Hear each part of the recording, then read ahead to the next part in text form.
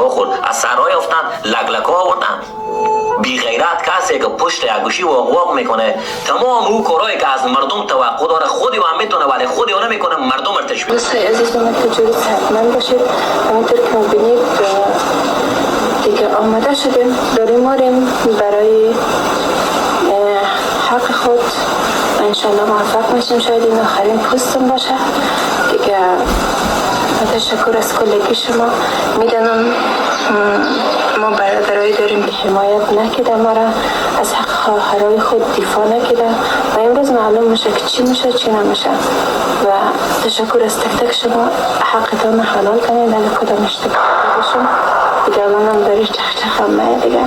خب دیگه خدافظ از کلگی شما. انشالله ویدیو بعدی شاید پست بیدم شاید هم نتون.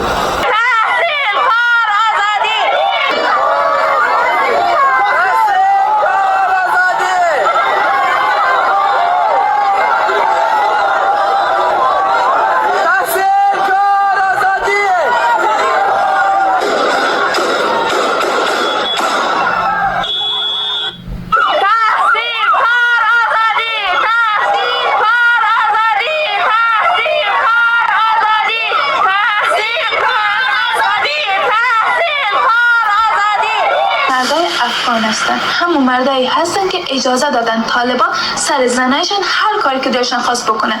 مکتب نرفتن رو عادی کردین دقیقش نشدین، دانشگاه رفتن زنا رو عادی کردین دقیقش نشدین، سر کار رفتنشون عادی کردین دقیقش نشدین. خاک دست سر تک تک شما مردای بی غیرت شوه که از زنای خودتان از ناموس خودتان دفاع نکنین در مقابل طالبان.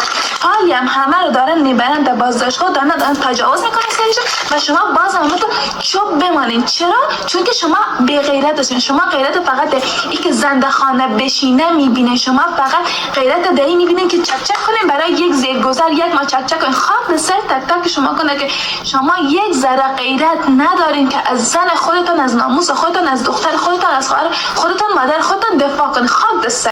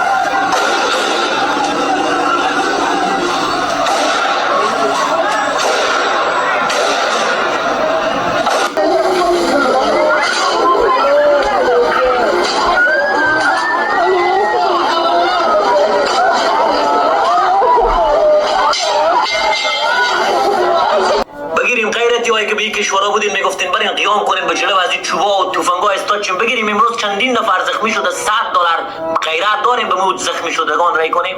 $100 غیرت داریم به جوانایی که امروز شاید به زخمی شدن، شاید خرج دوا و دکتر خونه دارن؟ $100 غیرت داریم رای کنیم؟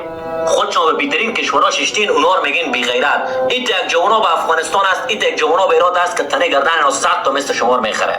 چرا شما غیرت نمیکنیم؟ پاسپورت ها خور نمیخزارین این کشورها رو نمیکنیم، نمیریم به اونجا همون چند هزار فالوور هم که داریم اونا هم به پشت خود میبریم صرف به خاطر که 4 تا دختر به شما قلب بگذارن و بالاخره برای شما پیام بدن. حالا که به خاطر دخترها خود جوونا وطن خود میگین بی غیرت. شما بی غیرتیم که پشت یک گوشی واق میکنین اما غیرت نمیکنیم بریم به اونجا. به خدا اگه بتونیم جلو سر خورم میتونیم جلو یک طالب بالا کنیم، به والله اگه بتونیم. جوونا شما جوونن، جون شما جون جونایی که به بچه‌ای که جوونایی که به افغانستان اونا جون نابونجونه، مادرایی که بونجا هم بچه‌ها خود از سرای افتن لگلکا آوردن.